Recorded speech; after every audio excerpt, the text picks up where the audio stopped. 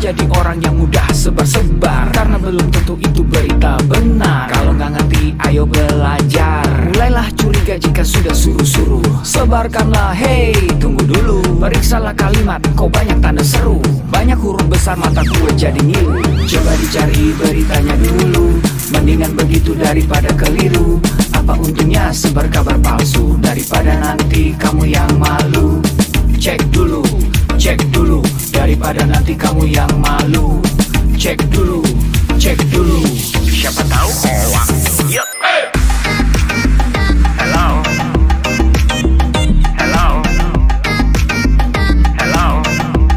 siapa tahu hoax. Yup. Hello,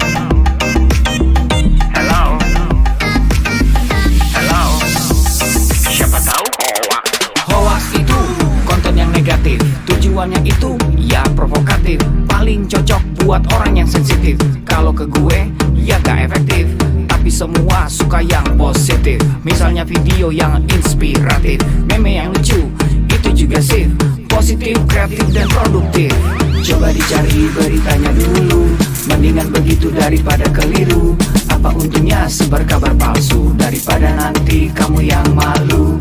Cek dulu, daripada nanti kamu yang malu. Cek dulu, siapa tahu hoax. Yup. Hello,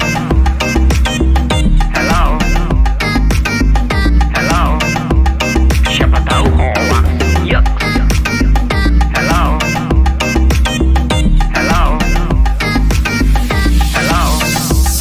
siapa tahu hoax.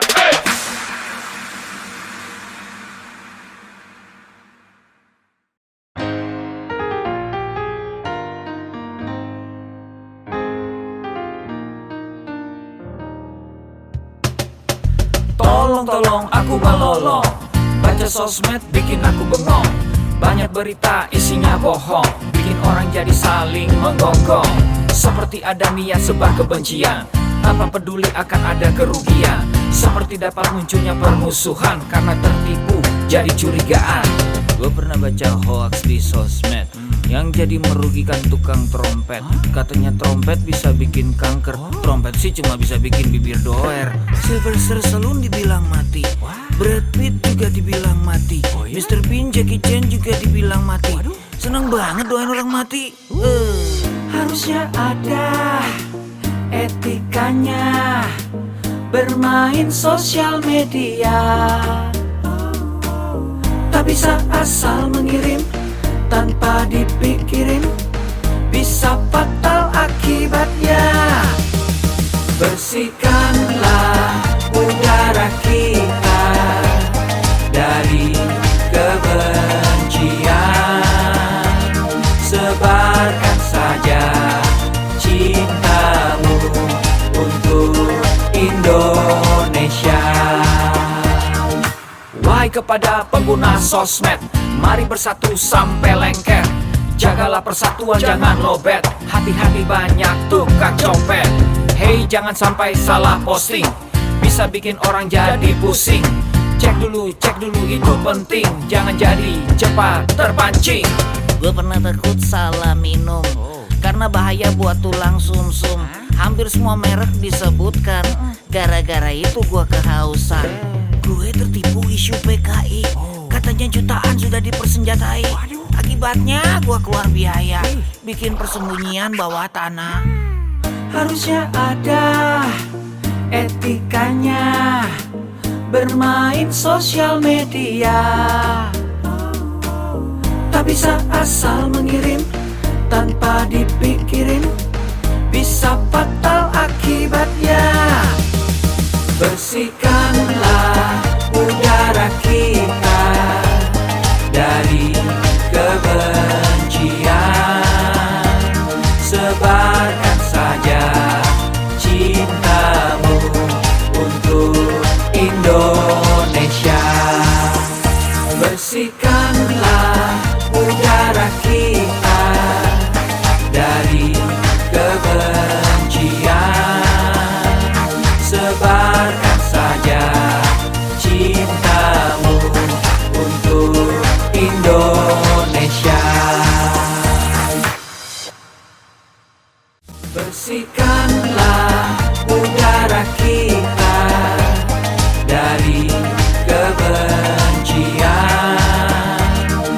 Tebarkan saja cintamu untuk Indonesia.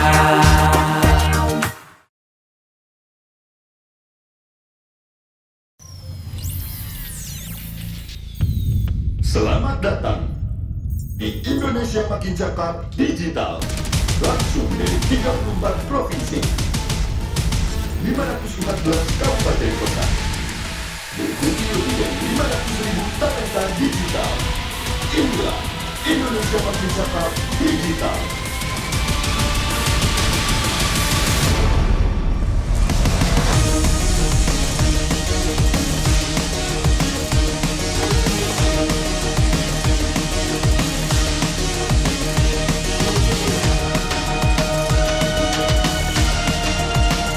Saya luncurkan program literasi digital nasional hari ini.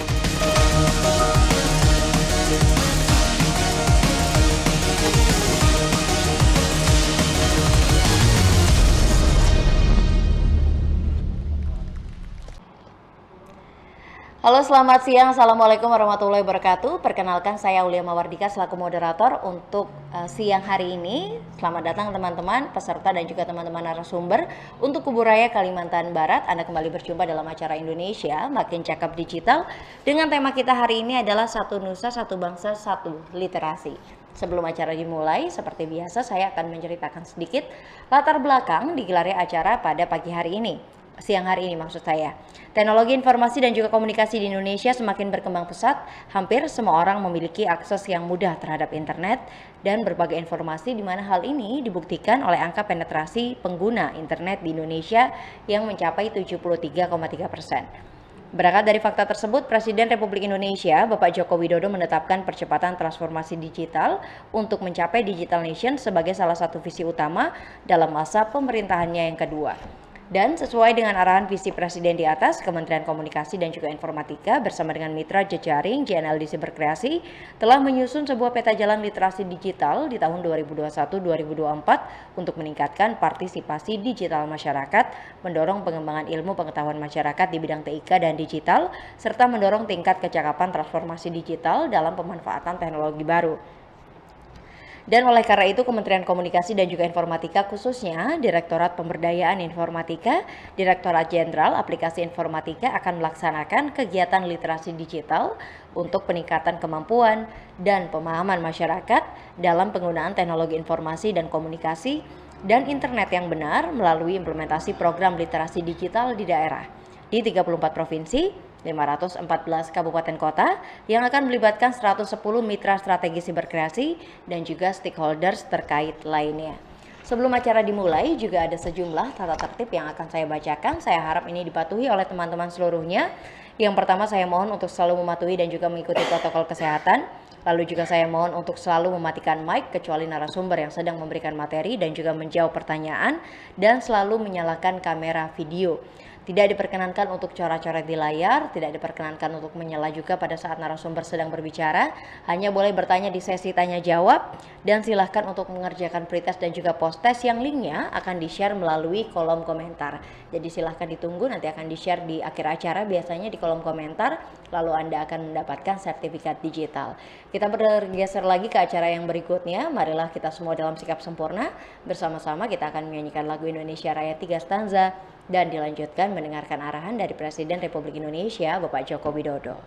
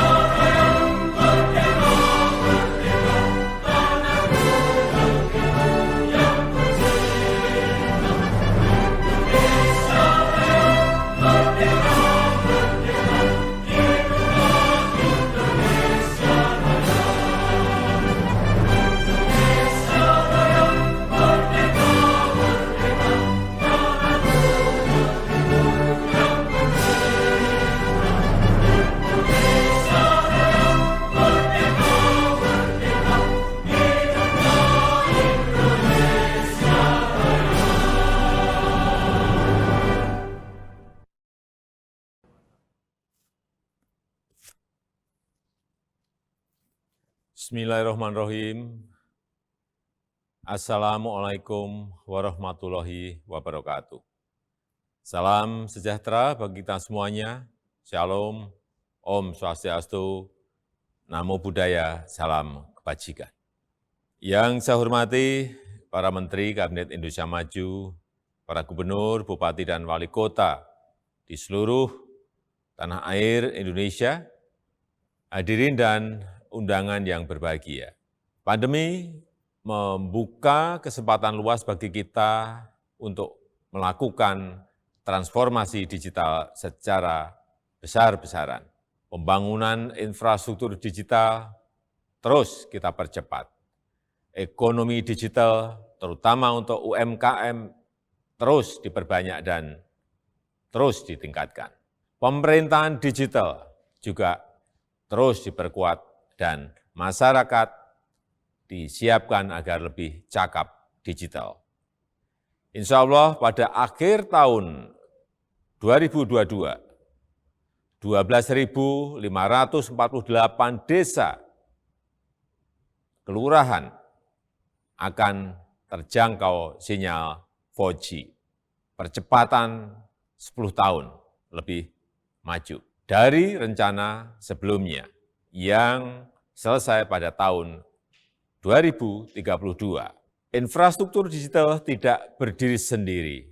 Jadi saat jaringan internetnya telah tersedia, harus diikuti kesiapan pengguna internetnya, agar manfaat positif internet dapat dioptimalkan untuk membuat masyarakat semakin cerdas dan produktif. Sebaliknya, efek negatifnya harus dapat terus ditekan, terus diminimalkan. Bapak Ibu yang saya hormati, tantangan di ruang digital semakin besar, sangat besar. Konten-konten negatif terus bermunculan. Kejahatan di ruang digital terus meningkat. Hoax, penipuan daring, perjudian, eksploitasi seksual pada anak, perundungan siber, ujaran kebencian, radikalisme berbasis digital perlu terus diwaspadai karena mengancam persatuan dan kesatuan bangsa. Kewajiban kita bersama untuk terus meminimalkan konten negatif, membanjiri ruang digital dengan konten-konten positif, banjiri terus, isi terus dengan konten-konten positif. Kita harus tingkatkan kecakapan digital masyarakat agar mampu menciptakan lebih banyak konten kreatif yang mendidik, yang menyejukkan, yang menyerukan perdamaian. Internet harus mampu meningkatkan produktivitas masyarakat, membuat UMKM naik kelas, perbanyak UMKM onboarding ke platform e-commerce, sehingga internet bisa memberi nilai tambah ekonomi bagi seluruh lapisan masyarakat. Hadirin sekalian, literasi digital adalah kerja besar. Pemerintah tidak bisa bekerja sendirian. Perlu mendapatkan dukungan seluruh komponen bangsa agar semakin banyak masyarakat yang melek digital. Saya memberikan apresiasi kepada 110 lembaga dan berbagai komunitas yang terlibat dalam program literasi digital nasional ini.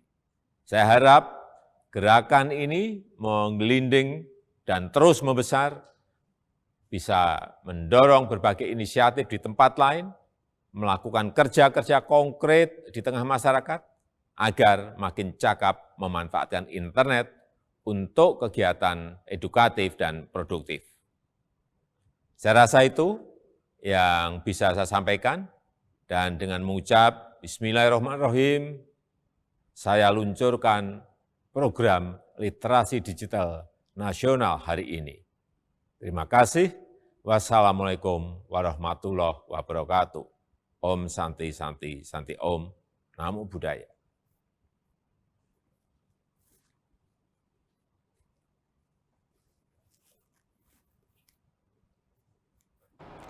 Waalaikumsalam warahmatullahi wabarakatuh. Terima kasih kepada Bapak Presiden Republik Indonesia untuk sambutan dan juga arahan yang diberikan kepada kita semua. Dan kita bergeser lagi ke sesi yang berikutnya, masih akan ada sambutan yang akan diberikan oleh Bapak Samuel Abrijani Pangerapan BSC selaku Direktur Jenderal Aplikasi Informatika dan dilanjutkan oleh Bapak Haji Muda Mahendrawan SHMKN selaku Bupati Kuburaya. Pastikan kita selalu menerapkan protokol kesehatan dengan menggunakan masker, menjaga jarak, dan selalu cuci tangan. Assalamualaikum warahmatullahi wabarakatuh. Salam sejahtera bagi kita semua. Om Swastiastu, Namo Buddhaya, salam kebajikan. Rekan-rekan yang saya hormati, puji syukur kita panjatkan kehadirat Tuhan Yang Maha Esa. Atas berkat dan rahmatnya, kita dapat berkumpul secara virtual dalam keadaan sehat di tengah situasi pandemi COVID-19. Semoga kita semua senantiasa dilimpahi dengan kesehatan dan damai sejahtera dalam upaya kita melawan pandemi COVID-19. Menjadi kebanggaan tersendiri bagi saya untuk membuka acara ini, di mana acara ini merupakan sebuah kegiatan yang diadakan oleh Kementerian Kominfo bekerjasama dengan Cyber Kreasi di bawah kerangka program literasi digital. Sebagaimana yang telah kita ketahui bersama, kehadiran pandemi dan pesatnya perkembangan teknologi telah mengubah cara kita beraktivitas dan bekerja. Kehadiran teknologi sebagai bagian dari kehidupan masyarakat inilah yang semakin mempertegas bahwa kita sedang menghadapi era disrupsi teknologi. Untuk menghadapi hal tersebut, kita semua harus mempercepat kerjasama kita dalam mewujudkan agenda transformasi digital Indonesia. Rekan sekalian yang berbahagia, salah satu pilar penting dalam mendukung terwujudnya agenda transformasi digital adalah menciptakan masyarakat digital di mana kemampuan literasi digital masyarakat memegang peranan penting di dalamnya. Sebagai tingkat paling dasar, kemampuan literasi digital merupakan kemampuan yang paling krusial dalam menghadapi perkembangan teknologi saat ini untuk mewujudkan masyarakat Indonesia yang tidak hanya mengenal teknologi, namun juga cermat dalam menggunakannya. Pada tahun 2020, Kementerian Kominfo bersama Kata Data melakukan survei status literasi digital nasional, mengacu pada kerangka literasi digital milik UNESCO. Kajian tersebut menunjukkan bahwa indeks literasi digital Indonesia ada pada angka 3,47 dari skala 1 sampai 4. Di mana hal itu menunjukkan bahwa indeks literasi digital kita hanya ada pada sedikit di atas tingkat sedang, namun belum mencapai tingkat baik. Untuk mencapai tingkat literasi yang baik, pemerintah tidak dapat bekerja sendiri. Kementerian Kominfo bersama Cyber Kreasi dan berbagai stakeholder terus berupaya mengadakan berbagai kegiatan untuk meningkatkan kemampuan literasi digital masyarakat Indonesia, dan salah satunya adalah yang sedang rekan-rekan sekalian ikuti sekarang. Rekan-rekan yang saya hormati, dalam menghadapi perkembangan teknologi yang sangat cepat, literasi digital merupakan kunci dan fondasi utama harus kita semua miliki. Pemerintah dalam hal ini, Kementerian Kominfo, bersama dengan Cyber Kreasi berkomitmen akan terus melakukan upaya meningkatkan literasi digital masyarakat lewat berbagai macam inisiatif kegiatan. Adanya berbagai inisiatif kegiatan literasi digital diharapkan dapat memfasilitasi dan semakin mendorong terwujudnya masyarakat digital Indonesia. Keadaan normal yang baru, baik sekarang maupun pasca pandemi, akan mempercepat proses digitalisasi di berbagai lini kehidupan kita. Maka dari itu, kita harus mempersiapkan SDM kita dengan keterampilan digital yang sesuai untuk menghadapi perubahan ini. Akhir kata, mari kita membawa perubahan positif untuk Indonesia yang lebih baik. Kita ciptakan inovasi-inovasi berkualitas dengan mengembangkan talenta dan memaksimalkan potensi masyarakat digital Indonesia. Bersama kita dapat melalui pandemi dengan menjadi lebih baik dari masa sebelumnya. Demikian sambutan yang dapat saya sampaikan. Selamat mengikuti kegiatan, tetap semangat, dan salam literasi digital. Wassalamualaikum warahmatullahi wabarakatuh. Om Santi Santi Santi Om.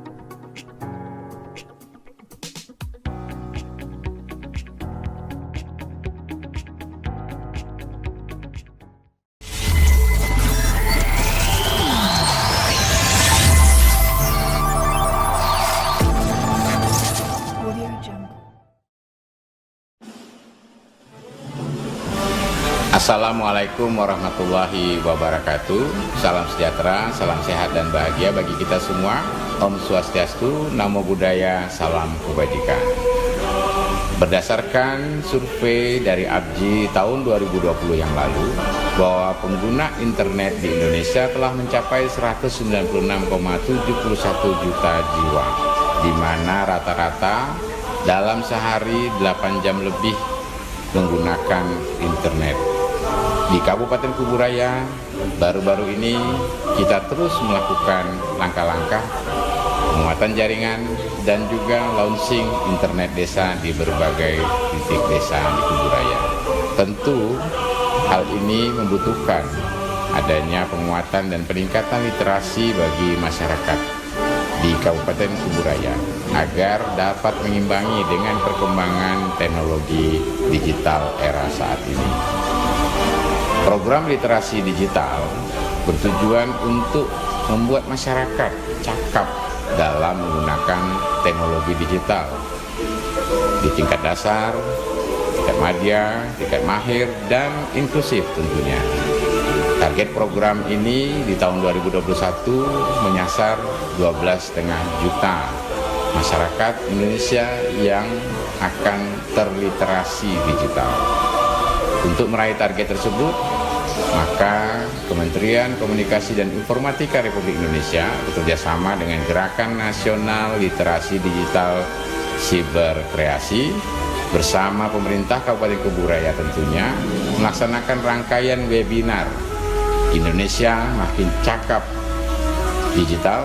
Saya Muda Mahendrawan, Bupati Kabupaten Kuburaya, Kalimantan Barat, tentu mendukung sepenuhnya kegiatan-kegiatan ini untuk mempercepat kecakapan digital di masyarakat Kabupaten Kuburaya agar dapat memanfaatkan teknologi digital dan internet ini untuk hal-hal yang positif dan menambah kreativitas, memberikan akses informasi yang luas, sekaligus untuk memperkuat ekonomi di setiap titik penjuru desa. Tentunya kita harapkan dengan cara ini mampu berkontribusi besar bagi penguatan pergerakan ekonomi dan sosial di masyarakat Kabupaten Kuburaya. Dan tentu kita harapkan nantinya akan terbangun satu kecakapan dari masyarakat untuk bisa menggunakan media digital semakin bijak dan tentu cakap dan mampu untuk menyaring serta memahami dan menghindari informasi-informasi yang bersifat hoax. Mari kita bersama berupaya dan ikut serta dalam webinar ini sampai selesai kita ikuti bersama. Dan tentu kita harus tetap memenuhi protokol kesehatan dimanapun kita berada. Makin cakap digital, Indonesia maju. Salam literasi digital, salam menanjak dari Kuburaya untuk Indonesia. Wassalamualaikum warahmatullahi wabarakatuh. Salam sejahtera, salam sehat dan bahagia bagi kita semua. Waalaikumsalam warahmatullahi wabarakatuh. Kita juga sudah mendengarkan arahan dan sambutan yang diberikan oleh Bapak Samuel Abrijani Pangharapan BSC dan juga dilanjutkan oleh Bapak Muda Mahendrawan. Dan kita segera bergeser ke acara berikutnya. Sebelum saya memperkenalkan siapa keempat narasumber yang akan menemani kita semua, marilah kita memulai acara di siang hari ini dengan berdoa bersama. Tidak hanya untuk kelancaran acara, tapi juga untuk kondisi di Indonesia saat ini, agar Indonesia segera pulih. Berdoa dipersilahkan. Berdoa selesai. Terima kasih teman-teman peserta, teman-teman narasumber yang sudah bergabung untuk Kuburaya Kalimantan Barat. Ada 4 narasumber yang akan menemani kita semua. Yang pertama nanti ada Pak Ferianto Eshut, RTIK, dengan materinya Tren Pekerjaan dan Usaha di Dunia Digital. Lalu juga nanti akan ada Pak Ramadan Abdani. Beliau adalah seorang dokter motivator penggiat kesehatan mental milenial dengan materinya Pornografi bagi Perkembangan Otak Anak. Dan yang ketiga nanti ada Kak Cika Audika, co-founder dan juga CMO dari Bicara Project dengan materinya Etika dan Peraturan yang Berlaku untuk Transaksi Digital. Dan yang terakhir ada Pak Aldi Triwayudi, beliau adalah seorang instruktur dari Yale Communication dengan materinya Tips dan Trik Menjaga Keamanan Privasi Secara Digital. Saya persilahkan kepada para peserta untuk bertanya semenarik mungkin, tulis di kolom komentar dan juga silakan posting keseruan pada Siang hari ini di sosial media Anda, nanti di akhir acara akan kami pilih 10 orang yang beruntung yang sudah memposting dan juga sudah bertanya, dan akan kami pilih 10 orang yang beruntung yang akan mendapatkan hadiah senilai 1 juta rupiah. Untuk mempersingkat waktu, kita langsung saja menuju ke narasumber yang pertama, kepada Pak Ferianto. Waktu dan tempat dipersilahkan. Oke Mbak, terima kasih.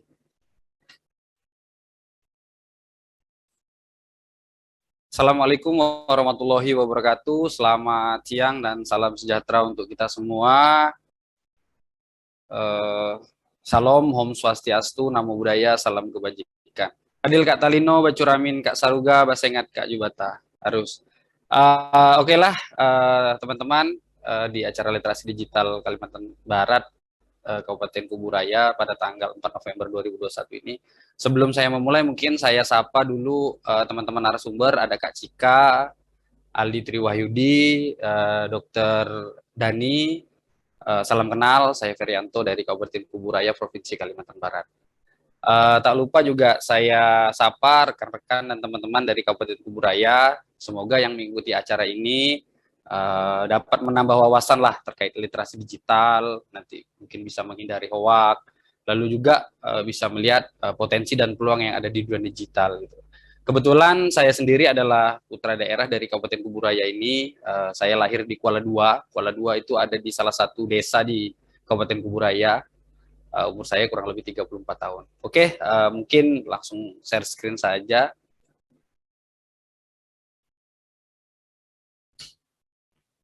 Oke, saya akan sedikit sharing tren pekerjaan dan usaha di dunia digital. Jadi ya kurang lebih saya udah berada di dunia IT ini kurang lebih 13-14 tahun. Ya dengan udah lamanya ini mungkin saya sedikit sharing lah gimana sih peluang usaha dan apa sih yang bisa kita lakukan di dunia digital ini. Kurang lebih seperti itu. Apalagi di 2021 ini kan udah memang semuanya go digital seperti itu. Sebelum lebih dalam, mungkin perkenalkan diri. Nama saya Ferianto. Saya tinggal di Kabupaten Kuburaya, Provinsi Kalimantan Barat. Kebetulan kalau untuk jadi narasumber ini sebenarnya saya udah narasumber nasional ya, udah ke Jawa, udah ke Bali, pernah ke Sumatera, Kalimantan lain. Nah, hari ini saya kebetulan di Kabupaten Kuburaya.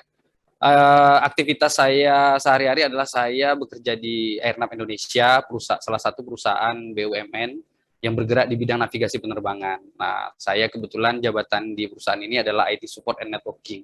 Jadi pekerjaan saya sehari-hari adalah memegang server, terus perangkat komputer, lalu ngecek peralatan seperti radar dan lain-lain. Yang berikutnya kegiatan saya adalah sebagai founder Yali Communication, yang mana lembaga kursus dan pelatihan ini saya dirikan kurang lebih 13 atau 14 tahun yang lalu, di mana fokus usaha Yali Communication ini adalah kursus dan pelatihan komputer. Kebetulan sekali di sini ada Mas Aldi Triwahyudi. Nah, beliau ini adalah salah satu instruktur di Yali Communication. Nanti mungkin juga bisa berbincang-bincang dengan beliau. Selain itu, kebetulan saya juga Ketua DPW Relawantik Provinsi Kalimantan Barat, di mana kegiatan kerelawaan ini adalah untuk meningkatkan skill dan kemampuan sumber daya manusia Kalimantan Barat di bidang TIK. Jadi banyak kita menggelar kegiatan-kegiatan pelatihan komputer gratis. Selain itu, saya aktivitasnya juga sebagai founder komunitas blogger Kuburaya, di mana blogger Kuburaya ini kegiatan sehari-harinya adalah belajar blog, SEO, dan web, blog, dan SEO. Kurang lebih seperti itulah belajarnya. Oke, kalau misalnya ada yang ingin silaturahmi, silakan akun sosial media saya, ada nomor WA, ada website, ada Facebook. Saya lebih aktif di Facebook ya, karena udah tua kali ya, jadi jarang buka IG lah saya. Presentasi yang akan saya presentasikan hari ini adalah pengertian digital skill, manfaat digital skill, lalu skill yang harus dimiliki, bagaimana cara penerapannya.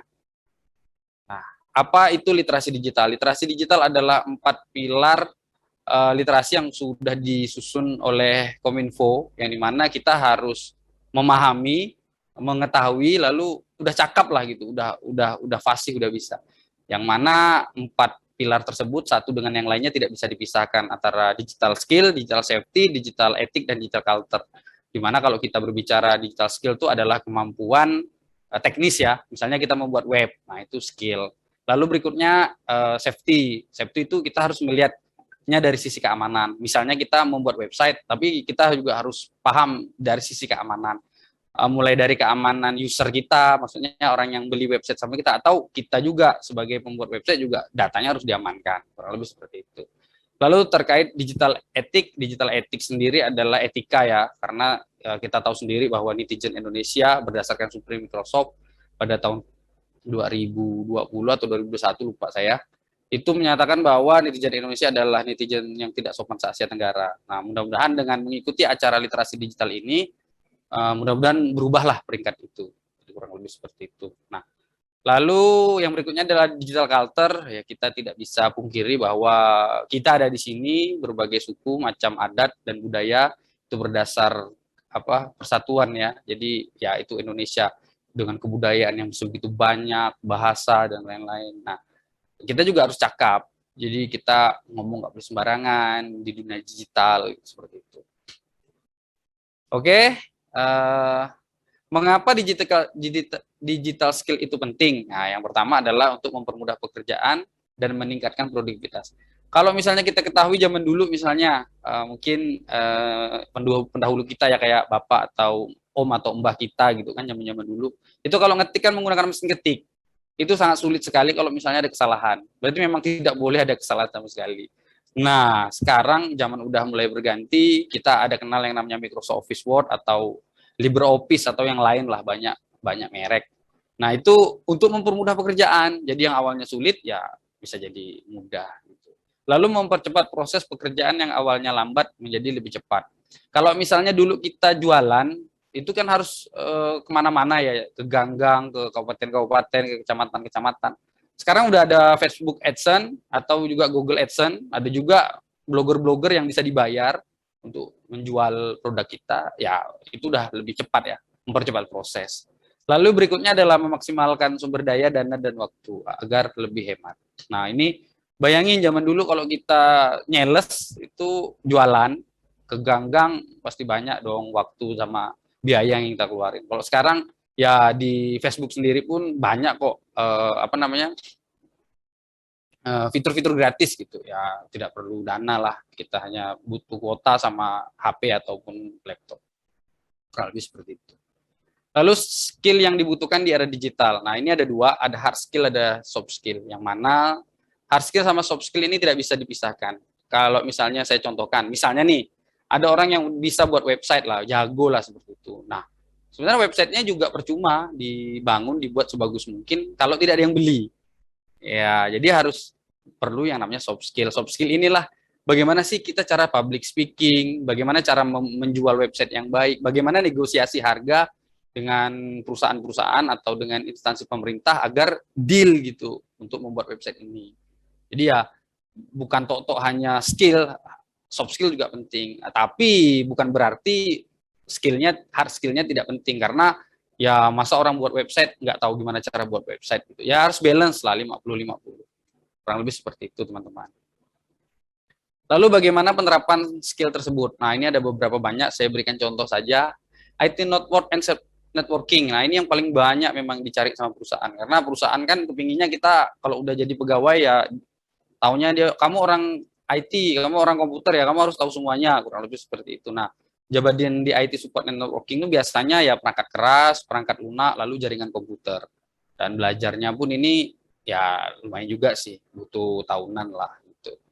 Teman-teman yang ada jiwa ke IT support and networking silahkan belajar. Jadi ya merajut masa depan teman-teman sendiri lah. Copywriting, nah ini untuk teman-teman yang jago nulis, tulisannya bagus, ya ini bisa jual artikelnya di website yang saya tampilkan. Kalau enggak pun ya banyak sih, misalnya kita buat blog atau buat web, itu banyak jasa-jasa penulisan yang ya bisa menjadikan pendapatan. Kadang tuh 300 sampai 500 kata tuh per tulisan, kadang 20-25 ribu. Ada yang 1000 sampai 2000 kata tuh harganya kurang lebih 50 sampai 100. Saya pun kadang-kadang kalau misalnya ada press release untuk kegiatan males nulis, ya udah bayar aja penulis, karena ada orang-orang yang memang jago nulis ya. Kurang lebih seperti itu. Voice over atau public speaking. Nah, ini juga yang biasanya untuk isi dubbing itu bisa jual karyanya di sini. Nah, ini yang sekarang lagi tren ya, digital marketing. Ada di sosial media, blog, website, dan marketplace. Nah, saya mungkin jelasin dulu di sosial media. Kalau sosial media ini banyak, ada fitur pro, ada fitur gratis. Tapi kalau saya sendiri biasanya kalau berjualan tuh yang pakai fitur gratis aja lah. Tapi kalau teman-teman udah ada modal, ya saya sarankan yang pro ya, yang benar-benar AdSense, yang benar-benar berbayar gitu. Lalu blog dan website. Nah, di blog dan website ini banyak peluang usahanya. Pertama, jasa pembuatan, jasa perawatan, lalu jasa penulisan. Nah, jadi di web sama blog nih banyak. Maka teman-teman kalau mau dalamin web sama blog, dalamin lah web sama blog. Ya, baguslah prospek kedepannya. Lalu yang berikutnya marketplace. Nah, marketplace ini karena udah banyak fitur ya. Contohnya saja toko online yang terkenal di Indonesia ya, itu ada toko hijau dan toko oren. Nah, itu kalau misalnya kita mau jualan, cari aja reseller di toko hijau, nanti jualnya di toko oren, atau cari reseller di toko oren, jualnya ke toko hijau ya. Transaksi jual belinya hanya gitu-gitu aja, bolak-balik bolak-balik. Yang penting kan kita nggak ngeluarin modal gitu, nggak ngeluarin dana. Lalu desain grafis. Desain grafis ini juga banyak ya. Kebetulan saya sendiri di lembaga itu ada buat percetakan untuk desain baliho. Itu lumayan hasilnya. Kalau misalnya perusahaan sampai ratusan atau ribuan meter, wow udah lumayan lah, bisa jadikan penghasilan. Selain jasa cetak baliho, flyer, ini juga bisa kita jual karya kita di fiverr.com, Prefik, sama 1000. Cuman ya nggak semudah itu teman-teman, kita butuh proses lah, butuh proses belajar, tapi pelan-pelan nanti mungkin desain kita jadi rapi. Fotografi, nah ini udah pasti karena memang fotografi ini udah dari dulu ya, bukan baru-baru ini aja. Cuman hanya berbeda mungkin zaman dulu analog, sekarang ke digital, tapi prospeknya juga bagus sekali. Nah, kesimpulan, manfaatkanlah dunia digital sebaik mungkin, selalu gali dan asah minat potensi yang ada dalam diri kamu sendiri, teruslah berusaha dan berlatih. Pesan saya terakhir untuk teman-teman di Kabupaten Kuburaya ini, yang terpenting adalah sabar. Nah, karena proses itu nggak sebentar. Saya sendiri belajar IT, sampai sekarang pun masih belajar kurang lebih 13-14 tahun. Jadi ya, kalau misalnya sekarang udah saya mendapatkan apa yang saya inginkan, wajar toh, saya udah belajar 13-14 tahun. Nah teman-teman, kalau yang baru belajar sebulan, baru belajar setahun, dan belum ada hasil, jangan patah semangat, teruslah belajar, teruslah berkarya, suatu saat kita pasti akan ada hasil. Oke, mungkin dari saya itu saja, terima kasih. Kalau nanti ada pertanyaan silahkan di kolom chat. Wassalamualaikum warahmatullahi wabarakatuh. Mbak Aulia, saya kembalikan ke moderator. Waalaikumsalam warahmatullahi wabarakatuh. Terima kasih banyak Pak Ferianto untuk materi luar biasa yang sudah di-share tadi seputar tren pekerjaan dan usaha di dunia digital. Memang era digital ini membuka banyak peluang-peluang baru ya, termasuk untuk anak-anak muda, di mana kamu bisa mengasah skill digital kamu, dan di sana kamu juga akan menemukan peluang-peluang kerja yang sangat menarik dan juga sangat menjanjikan. Terima kasih Pak Ferianto. Dari Pak Ferianto saya bergeser lagi ke narasumber yang berikutnya, ada Pak Aldi Triwayudi, instruktur dari Yale Communication, dengan materinya tips dan trik menjaga keamanan privasi secara digital. Kepada Pak Aldi, waktu dan tempat dipersilahkan. Baik, terima kasih Mbak. Baik, sebelum saya memulai, saya ingin menyapa terlebih dahulu para narasumber. Halo Mbak Cika, Pak Dani, Dr. Dani, terus Pak Ferianto. Terus saya tak lupa juga menyapa kepada seluruh warga Kuburaya. Halo, selamat siang. Baik, saya izin share screen ya.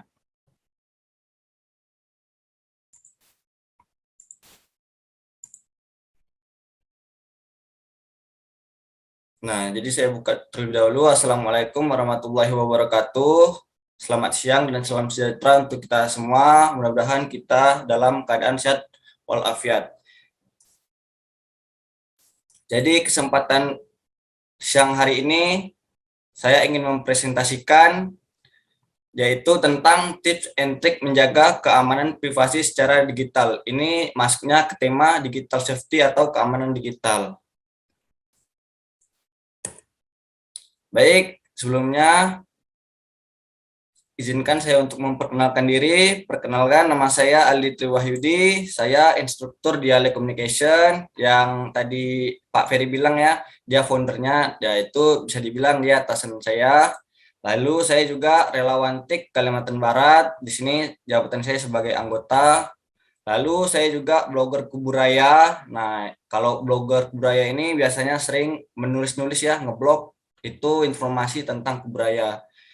Saya juga mahasiswa Bina Sarana Informatika atau UPSI ya di Pontianak. Nah, di sini ada alamat website saya, silakan teman-teman kunjungi alditriwahyudi.my.id.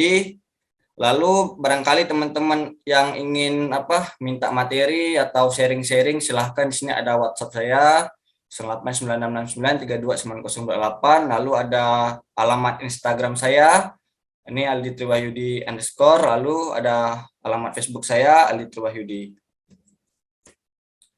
Nah, jadi pada hari ini saya ingin mempresentasikan yang pertama tentang pengertian privasi.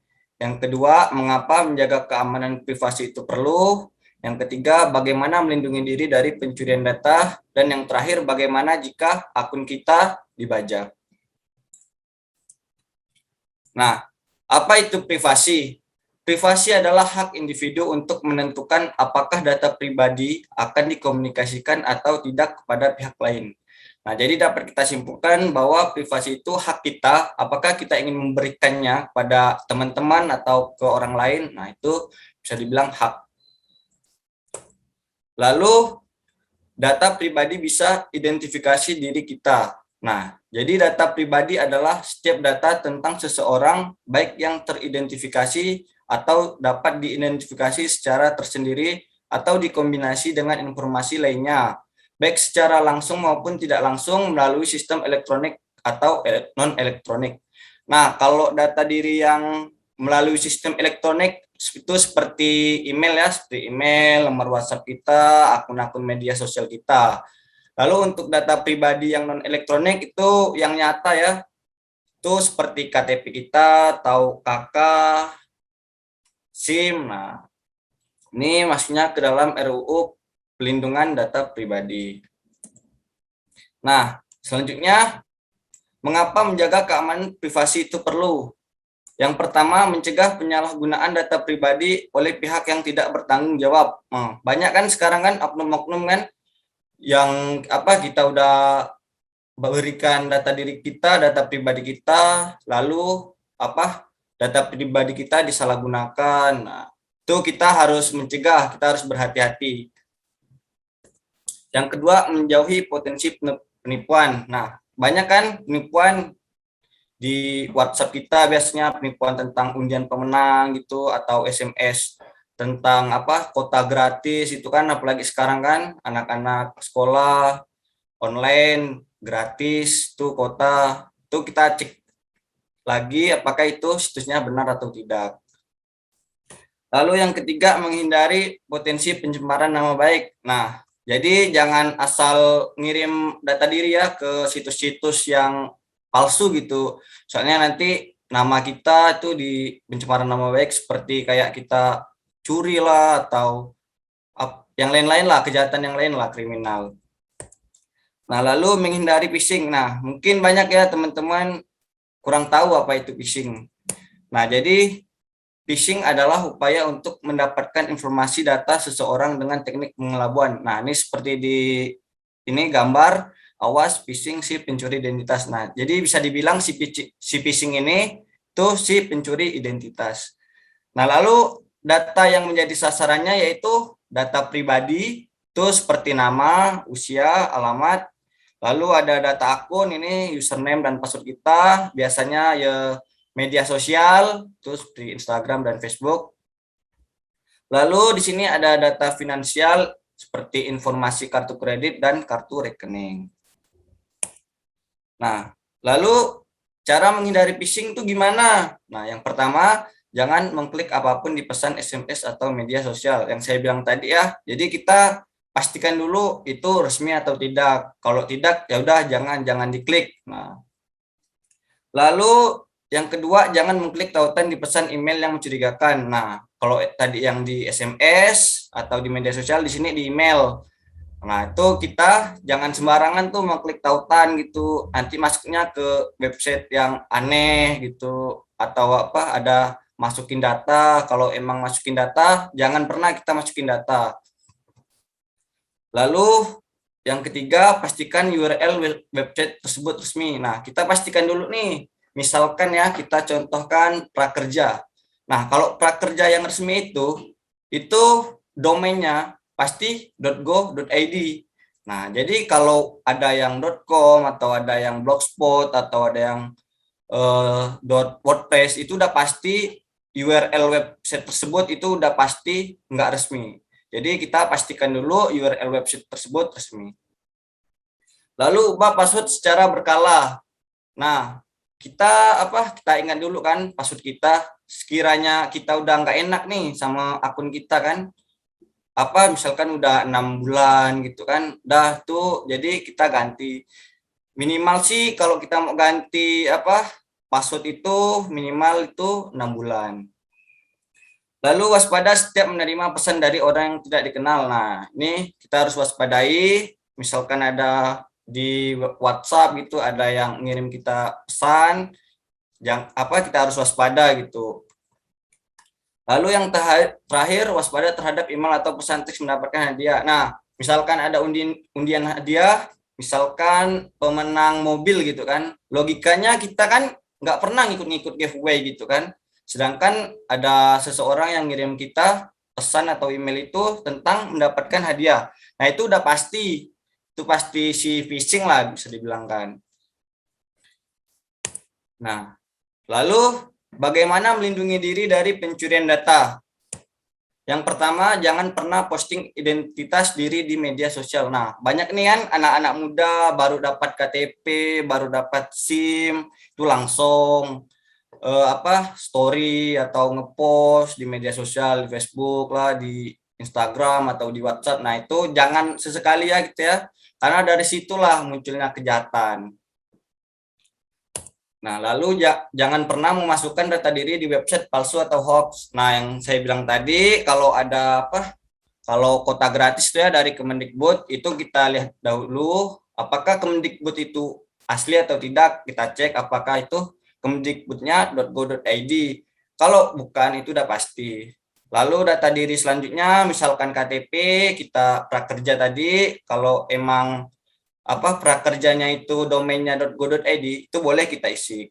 Tapi kalau tidak, udah pasti itu websitenya palsu atau hoax.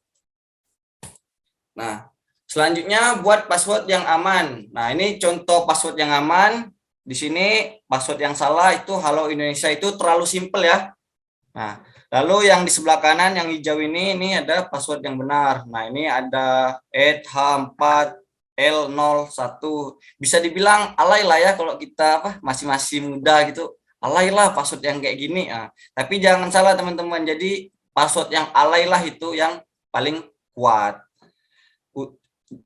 Lalu untuk cek keamanan passwordnya di sini ada, silahkan website teman kunjungi https://password.capsky.com. Nah, jadi ini contohnya. Kalau yang Halo Indonesia itu sebelah kiri, kita lihat tuh keamanannya tuh. Jadi hijaunya itu cuma satu, nggak full dia, nggak kuat.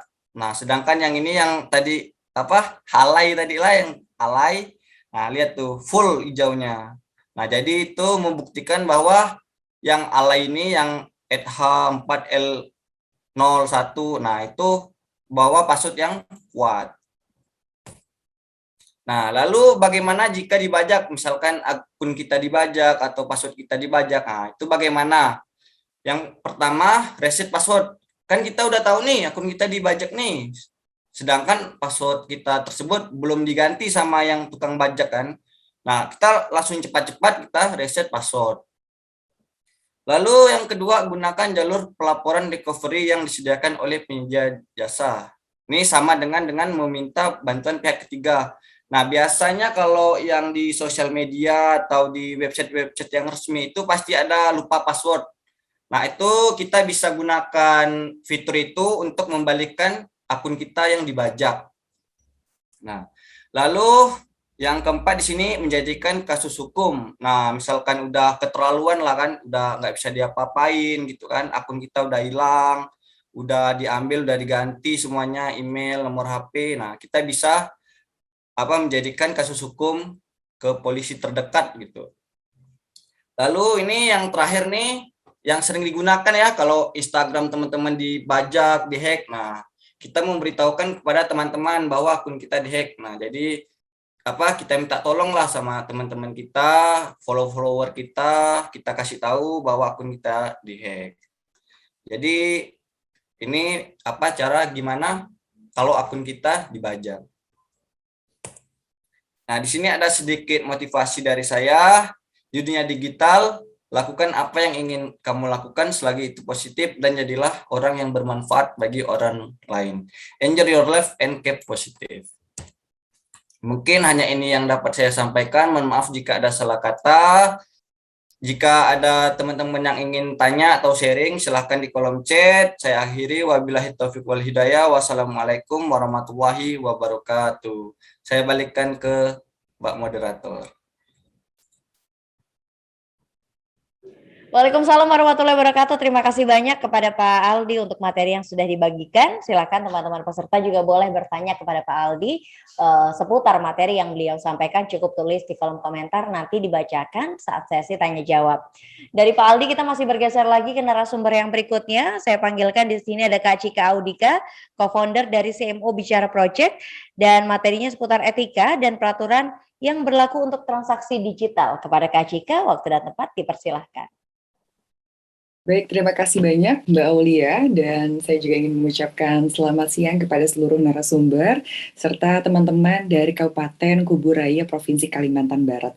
Senang sekali hari ini saya diberikan kesempatan untuk sharing barengan sama teman-teman, dan semoga informasi yang saya berikan bisa bermanfaat dan juga menambah beberapa hal atau skill lain biar di sini semuanya siap untuk menghadapi dunia digital. Selamat siang juga pada narasumber kita, ada Dr. Dani, Mas Aldi, Mas Ferianto, serta seluruh rekan-rekan yang bergabung dalam literasi digital hari ini. Saya akan langsung coba share screen karena waktunya sangat singkat dan padat, jadi saya akan coba untuk mengefisiensikan materi yang akan saya berikan. Hari ini pembahasannya adalah mengenai etika dan peraturan yang berlaku untuk transaksi digital. Pada dasarnya teman-teman, banyak sekali keunggulan yang bisa kita dapatkan di dunia digital. Biasanya saya suka mengibaratkan ya, dunia digital itu layaknya lautan yang luas, yang besar, yang keanekaragamannya begitu banyak dan beragam, serta ketika kita mencoba untuk memasuki lautan yang lebih dalam dan lebih luas, rasanya kemungkinan untuk mendapatkan sesuatu yang baru itu lebih banyak. Kita bisa ngelihat hewani, flora, fauna yang nggak pernah kita temui sebelumnya, terus kita temui. Terus kita juga bisa mendapatkan sesuatu yang beda dan baru. Permasalahannya adalah, jangan-jangan ketika kita memasuki lautan yang luas, untuk melihat keindahannya atau kita untuk mendapatkan keuntungan di sana, kita lupa mengenai peralatan, mengenai berbenah diri, mengenai apa-apa saja yang sudah dipersiapkan untuk masuk ke dunia atau lautan tersebut. Ini persis sekali seperti dunia digital. Dunia digital ini luas, teman-teman. Mungkin sebatas kita cuma tahu posting, sebatas kita sometimes ya, kita cuma tahu, dunia digital bisa digunakan untuk sharing activity, padahal lebih besar daripada itu. Ketika kita masuk ke dunia digital, banyak sisi positifnya, tapi ada juga sisi negatifnya. Inilah yang dimana kenapa digital skill diperlukan. Inilah kenapa kita harus bisa untuk memposisikan di mana kita dapat meraup kebaikan sebesar-besarnya, atau di mana batasan-batasan tersebut nggak boleh kita lewatin di dunia digital. Nah, balik lagi, saya sering bilang bahwa dunia digital ini keunggulannya banyak sebagai sarana komunikasi, konektivitas, ada juga sebagai sarana hiburan, entertaining, penambah wawasan baru secara mudah dan gamblang, serta ada lagi satu yang sering kita lakukan lewat dunia digital, apalagi di zaman sekarang, adalah sebagai pemenuh kebutuhan. Salah satunya unsur dari pemenuh kebutuhan tersebut adalah belanja online. Iya banget gitu ya, zaman sekarang gak perlu rasanya untuk jauh-jauh mendatangi sebuah tempat atau toko untuk mendapatkan sesuatu barang yang kita inginkan. Bisa banget dari rumah aja, sembari mengerjakan satu dan lain hal, kita sembari melakukan transaksi online. Ini sebenarnya salah satu keunggulan dan keuntungan ada di dunia digital. Waktu lebih banyak bisa dialokasikan. Banyak juga yang dapat kita lakukan dalam satu atau kurun waktu yang sama. Tapi ada pula teman-teman kekurangan dari belanja online ini. Nah, sebelumnya kita pasti ngeh banget beberapa platform atau tempat-tempat yang bisa kita gunakan untuk melakukan transaksi online. Ini salah satu contoh kecil aja sebetulnya, tapi kalau kita buka dan bedah itu masih lebih banyak daripada ini. Ada marketplace, si Shopee, Tokped, Blibli, atau juga media sosial. Ini adalah wahana-wahana yang bisa kita gunakan untuk melakukan sebuah transaksi dunia digital. Karena balik lagi, ketika kita sudah melakukan sebuah transaksi, berarti kita sudah menyepakati antara harga, pembayaran, dan juga barang yang kita dapatkan. Nah, tapi tahu nggak sih teman-teman, bahwa sebetulnya banyak juga yang terjerat atau mendapatkan masalah di dunia digital lewat transaksi online ini. Faktanya, kejahatan siber di Indonesia di tahun 2019 sampai 2020 kemarin, penipuan online menduduki posisi tertinggi. Berarti kita kurang mawas, atau berarti banyak yang kurang waspada mengenai transaksi online yang ada di dunia digital.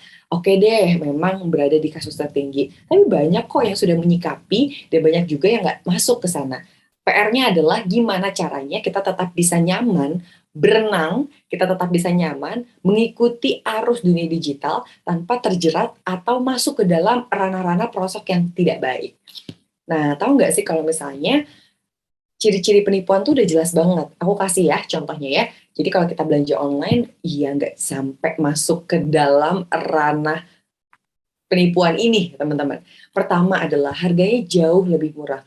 Loh, bukannya memang kalau kita belanja online itu ada pemotongan antara pendistribusian terhadap konsumen itu lebih banyak, sehingga si produsen ini langsung bisa direct ke konsumen tanpa harus melewati beberapa distributor-distributor yang mengambil atau markup harga agar sampai ke konsumen nantinya. Bener sih, cuman kalau memang harganya udah di bawah rata-rata, standarisasinya udah jauh banget. Contoh adalah kita beli handphone. Ya tergantung sebetulnya handphone ya. Coba kita lebih spesifik. Anggaplah kita beli handphone ini Android gitu ya, kita sebut ya. Si handphone ini biasanya range harga di harga 2 juta sampai 5 juta gitu. Tapi kita bisa nemuin harganya cuma 300.000. Itu udah nggak make sense. Itu udah nggak mungkin. Handphone apa misalnya seperti itu ya. Dan itu harus diwaspadai. Jangan-jangan apalagi dengan tipe yang sama di antara tipe yang lainnya, harga yang ini nih, si toko A ini nih harga yang paling murah, itu harus diwaspadai. Kedua adalah akun media sosial baru dibuat. Rata-rata banyak yang tertipu lewat akun media sosial, teman-teman. Biasanya yang beli di dunia maya atau dunia media sosial ini yang banyak terjerat penipuan. Kenapa? Karena kalau kita pakai platform marketplace, ada si orang ketiga, entah si toko Shopee, Tokped, dan lain-lain, itu dia adalah sebagai perantara tokoh penengah. Jadi ketika kita melakukan transaksi, setelah itu transaksinya dikirimkan, kita nggak transfer langsung ke penjualnya, kita transfer ke marketplace-nya. Setelah diperasa memang barang ini sampai dengan baik, tidak ada keluhan, dan dalam jangka waktu kurun beberapa waktu, baru uang itu ditransfer nih ke pemilik toko. Sehingga apa? Sehingga memang ketika ada keluhan dan lain sebagainya, uang kita masih ada kemungkinan untuk dikembalikan oleh si pihak ketiga atau marketplace. Tapi sometimes kita lupa kalau kita ngedirect langsung ke penjual lewat media sosial, kan nggak ada orang ketiga yang menengahi antara kita dan juga penjual. Sehingga yang harus kita waspadai adalah ini akun sosial medianya udah lama belum sih? Ada review-review nggak sih di situ? Ada yang komen nggak sih? Apalagi udah komen di media sosial udah dinonaktifkan. Apalagi reviewnya nyuri-nyuri gitu, kayak udah pernah lihat dia reviewnya. Pas kita buka tag-nya dia nge-tag diri sendiri, nggak ada orang yang nge-tag dia. Ya udah, itu harus diwaspadai. Udah masuk ke sesi medium tuh ya untuk diwaspadai. Mereka juga biasanya tolak bayar COD. Ya udah yang mau ringkes aja, karena kadang kalau bayar COD kan barangnya dikasih, dicek baru bayar. Walaupun memang bukan ini nih, kadang-kadang mispersepsi. Ingat ya teman-teman, bukan salah kurir hanya menyampaikan. Ketika memang ada permasalahan yang nggak sesuai, silahkan tetap laporkan, tetap bayar aja ke kurir. Kan kurir juga nyampein ke, nggak langsung ke penjualnya, tapi nyampeinnya ke marketplace-nya. Sehingga apa? Sehingga ketika kita melakukan pengajuan pengembalian, itu bisa pertimbangkan kembali oleh si marketplace. Tokonya nggak mau didatangin atau nggak ada tokonya ternyata. Udah, iya sih di zaman sekarang nggak semua punya toko, Kak Cika. Tapi mungkin kalau kita udah punya 2 ciri-ciri gitu ya, harganya jauh lebih murah, akun medsosnya baru dibuat, nggak ada tokonya lagi, ya itu mungkin udah masuk ke ranah, wah ini kayak 70% nggak bisa dipercaya nih tokonya. Terus juga tidak memberikan resi pengiriman. Ini bisa dipastikan kalau mereka sudah lebih dari seminggu, 2 minggu nggak memberi resi pengiriman, harus cepat-cepat dikontrol, harus cepat-cepat diminta, harus terus-terusan dipantau barangnya sampai mana. Karena lagi-lagi, resi ini kan sebagai penanda barang kamu udah dikirimin atau belum. Walaupun banyak juga yang dikirim, resinya ada, pas hadir barangnya, mesin handphone dalamnya batu gitu, itu udah penipuan juga. Cuman lagi-lagi teman-teman, ini merupakan ciri-ciri yang harus kita waspadai. Dia tidak ditemukan review dari konsumen, entah lewat marketplace. Marketplace kan udah ada tuh 5 star kah, 4,9 star dan lain-lain. Dan kalau misalnya di media sosial jelas nggak ada yang nge-tag di story, nggak ada endorsement yang memang mereka lakukan secara organik dan natural serta tidak mencuri bahan review lain-lain gitu. Sehingga bisa kita pastikan bahwa barang-barang yang ditawarkan ini tidak ditipu. Dengan ciri-ciri seperti ini aja banyak juga yang memanfaatkan untuk tidak terlihat nih seperti ini, jadi kelihatan udah real. Itu aja kita udah bisa ketipu, apalagi yang kelihatan banget ciri-ciri yang ada di 6 poin ini. Nah, jadi harus waspada ya, harus mawas ya. Terus gimana cek-cek cara biar terhindar nih? Kan pengen juga tetap belanja online, malah rasanya tiap malam kalau mau tidur harus buka marketplace buat cek udah nyampe mana ya keranjang aku, atau udah nyampe mana pesanannya. Tapi teman-teman tetap harus ingat reputasi penjual. Biasanya kalau dia udah punya banyak konsumen, udah banyak review, udah banyak starnya dan juga komentarnya, itu berarti bisa dipercaya. Tokonya trusted. Ada juga ulasan ulasannya produknya bagus atau apa, ada kekurangan dan lain-lain, sehingga bisa mendapatkan pertimbangan untuk kita. Waspada juga barang terlalu murah, tadi saya sudah sempat jelaskan, ketika berada di satu kategorisasi yang sama, tapi ternyata barangnya jauh di bawah 70% harganya, dan juga pembandingnya sangat berjarak gitu, rasanya itu harus diperhatikan juga, serta cara pembayaran yang paling aman. Silahkan pilih cara pembayaran teman-teman yang paling aman dan paling nyaman. Kalau kamu memang sudah trust dan percaya lewat e-digital atau e-wallet, silahkan lakukan. Tapi kalau pengen COD aja biar lebih yakin, silahkan. Setelah itu baca deskripsi keaslian produk, karena kadang-kadang kita juga suka lupa ya, menuntut para penjual untuk memenuhi ekspektasi kita, padahal kita lupa untuk baca deskripsi produk. Biar ekspektasi atau kekecewaannya tidak tinggi, jangan lupa untuk baca deskripsi produk untuk mendapatkan kesepakatan antara barang yang kita beli dan barang yang kita dapatkan. Simpan bukti pembayaran sebagai ranah yang bisa kita lakukan juga ke jalur hukum, apalagi udah ada transaksi di situ ya, dan memang ada minimal nominal untuk kita masukkan ke jalur hukum, tapi setidaknya ketika ini terjadi bisa dilaporkan sebagai data gitu ya, dan memang lagi-lagi kita masih dilindungi oleh UU ITE atau ITE, sehingga nggak usah takut untuk bermain di dunia digital. Serta cek paket dan hilangkan jejak data.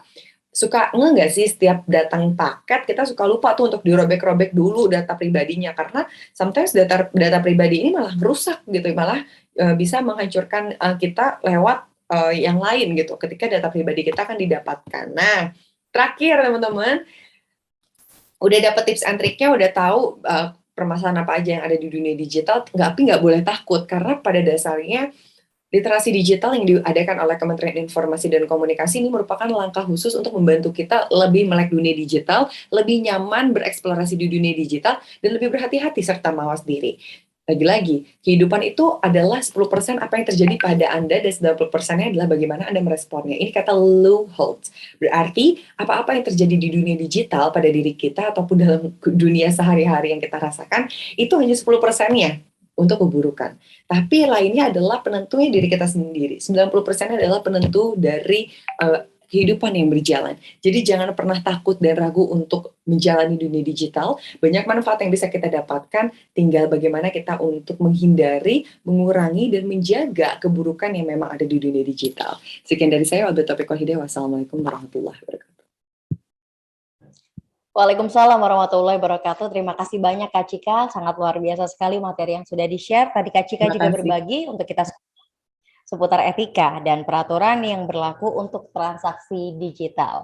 Dari Kak Cika, kita akan bergeser lagi ke narasumber yang berikutnya.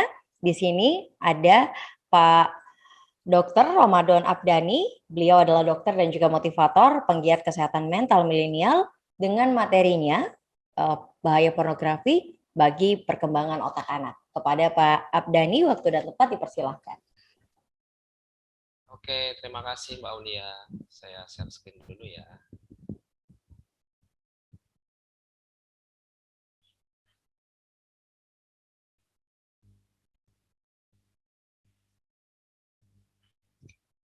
Sudah kelihatan slide saya, Mbak Aulia?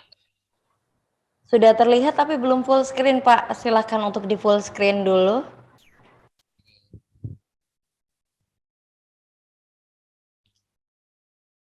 Sudah ya?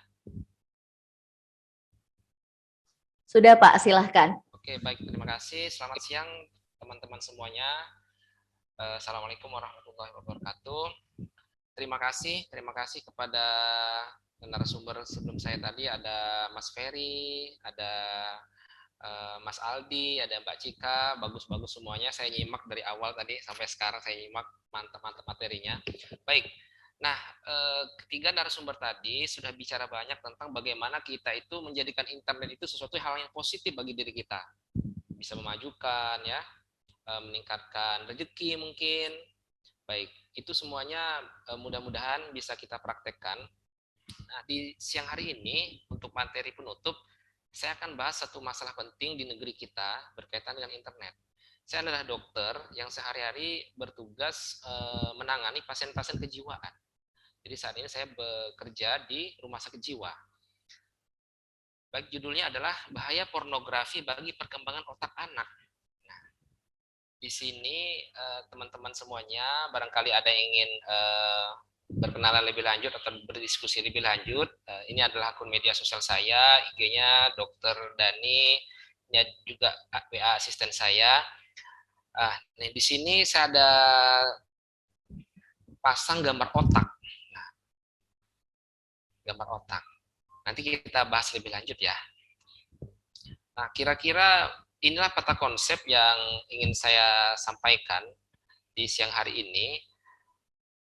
Kita pengen ya bahagia, pengen sehat, pengen sukses. Di sini saya singkat menjadi BAS.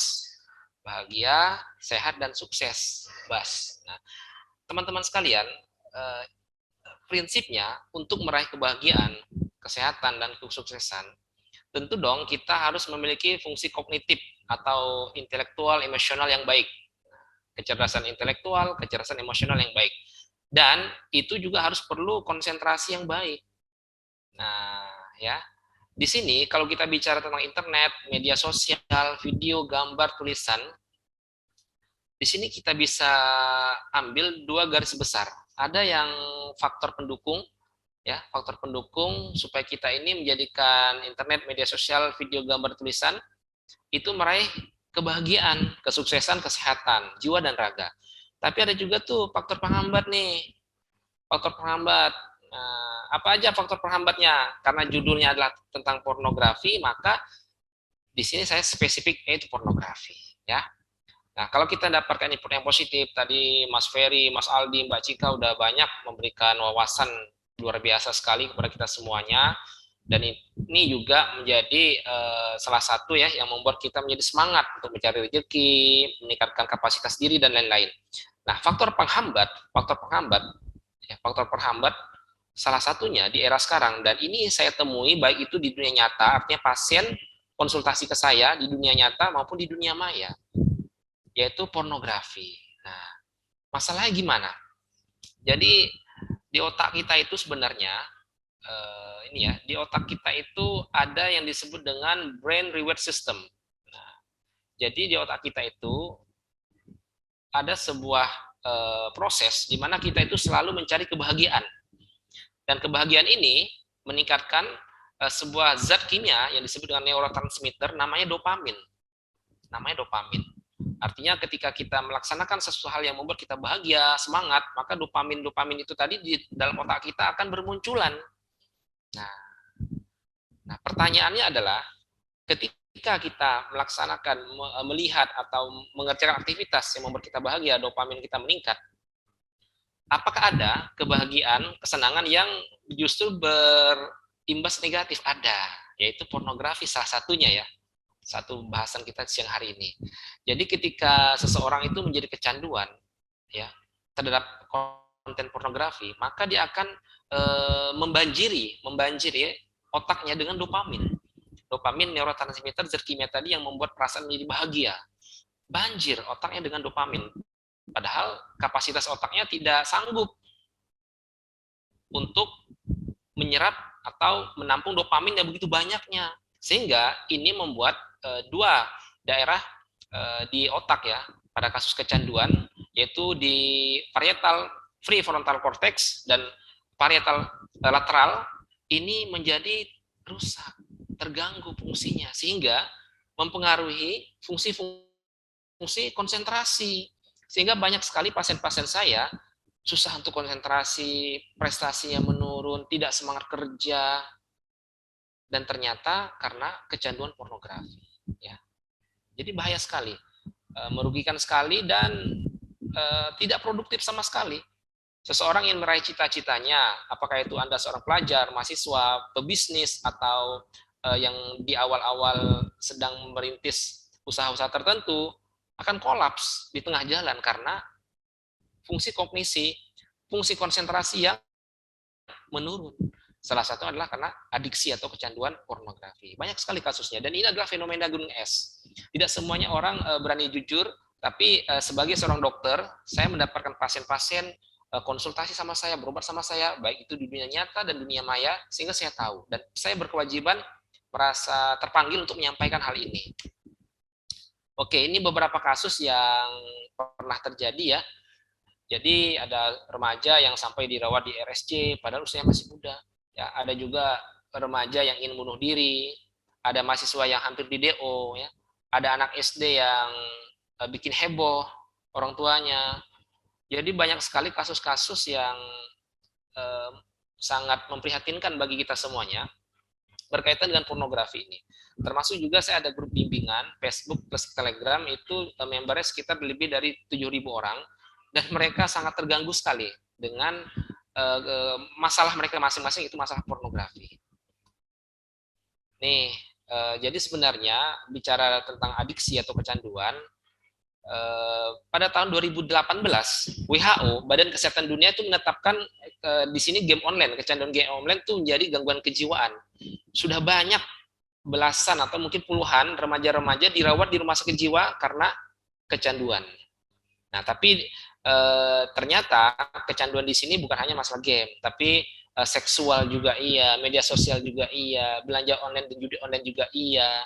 Dan ternyata ada sebuah penelitian pada tahun 2019, ternyata remaja di Jakarta paling candu se-Indonesia, se-Asia. Jadi rekornya rekor Asia pada tahun 2019. Nah, tentu kita inginkan internet ini menjadi faktor yang membuat kita lebih sukses, lebih percaya diri, lebih sehat, lebih berhasil gitu ya. Jangan sampai sebaliknya, hadirnya internet jadi merugikan diri kita dan mundur ke belakang jadinya kita karena internet. Jangan sampai terjadi seperti ini ya. Oke, nih saya mengambil sebuah data dari Kominfo, tapi ini datanya tahun 2018. Ternyata penanganan konten negatif yang menjadi juara satu di tahun 2018 loh ya, 3 tahun yang lalu itu pornografi, hampir 1 juta tuh, hampir 1 juta kasusnya berkaitan dengan pornografi. Nah, ada sebuah peneliti dari Amerika Serikat namanya Mr. Mark Castleman. Jadi beliau itu menulis sebuah buku judulnya The Drug of the New Millennium. Mr. Mark ini mengatakan bahwasanya pornografi itu sudah seperti dengan narkoba. Sudah seperti narkoba. Jadi adiksi, menagih. Jadi kalau Anda sudah kecanduan pornografi, maka Anda akan mengorbankan kegiatan Anda yang lain, mengorbankan kuliah, mengorbankan pekerjaan, mengorbankan pergaulan, mengorbankan keluarga, karena sudah merasa nyaman dengan aktivitas pornografi, tidak mau bersosialisasi karena sudah enak dengan kesendiriannya. Jadi mudah-mudahan teman-teman semuanya bisa memperhatikan hal ini dengan lebih lanjut. Setidaknya ada 3 hal yang perlu kita renungkan, apakah seseorang itu kecanduan atau tidak. Ya, dalam hal ini apapun kecanduannya, setidaknya kita disebut dengan kecanduan jika tidak bisa mengontrol diri. Artinya lagi belajar di kelas, lagi kerja, tiba-tiba main game misalnya.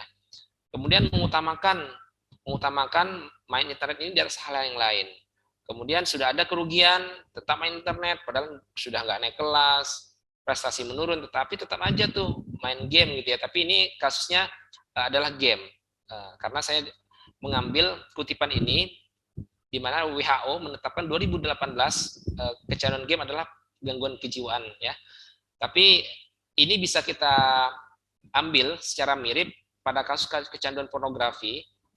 Pasien-pasien yang saya temukan juga kurang lebih sama keluhannya, tidak berprestasi, semangatnya menurun ya. Nih, tadi saya sudah jelaskan bahwasanya kecanduan pornografi itu merugikan otak.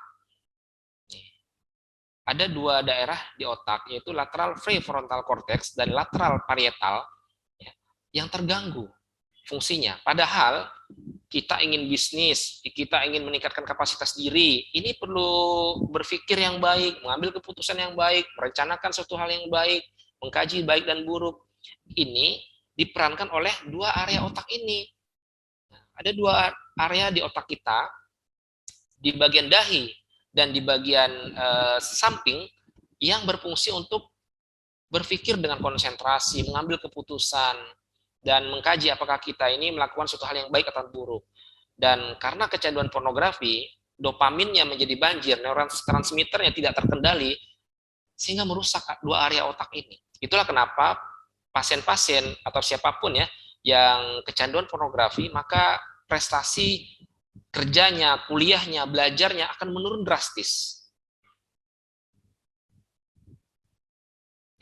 Bagaimana cara mencegahnya? Tentu yang pertama kita harus memiliki ilmu dulu nih tentang internet positif dan negatif. Dan alhamdulillah saya senang sekali, saya berterima kasih sekali kepada teman-teman kepanitiaan, Kominfo, dan event organizer yang lain, semuanya yang bersatu padu di sini mengembangkan webinar yang positif ini. Karena kita perlu tahu juga nih, memanfaatkan internet yang positif itu seperti apa sih, dan menghindari internet yang negatif itu seperti apa. Yang kemudian, yang kedua adalah harus tahu juga nih bahaya pornografi bagi otak. Peneliti dari Amerika, yaitu Mr. Mark itu pada awalnya, beliau itu seorang yang pecandu pornografi. Jadi Mr. Mark dari Amerika yang tadi saya tulis di awal kutipannya, beliau menulis buku. Pada awalnya beliau itu seorang pecandu pornografi karena beliau beranggapan pornografi itu suatu hiburan pada awalnya. Tapi pada kenyataannya, Mr. Mark melihat karena pornografi ini kinerjanya jadi turun, prestasinya jadi turun. Sehingga beliau cepat-cepat buat merecovery diri, keluar dari kecanduan pornografi. Dan beliau menulis buku.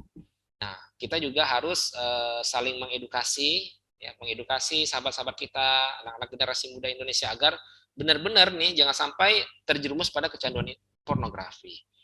Kemudian untuk teman-teman di dunia nyata maupun di dunia maya, jelas ada teman yang positif, mengajak kepada kemajuan, keberhasilan, kesuksesan, ya, potensi diri dikembangkan. Tapi ada juga teman-teman yang saya kira